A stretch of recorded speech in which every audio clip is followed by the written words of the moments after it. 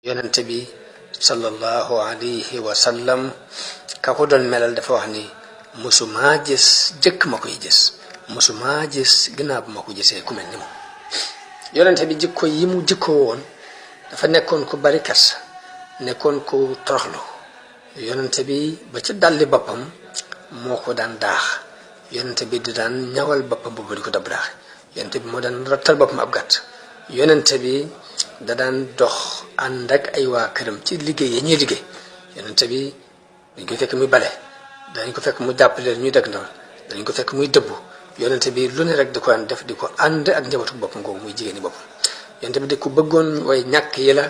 fuqaraa yi ak masaakin yi di toog ak ñoom yonente bi ñooñu ku ci masaan tawat dalay seeti yonente bi ku ci masaan wopp mu seeti la ku ci masaan faatu mu topp la yonente bi du xeeb mukk ak faqiir yonente bi ngant lu nit am def ko koy nangul yonente bi mës sa jaakaarlu nit mukk wax ko lu ko naqari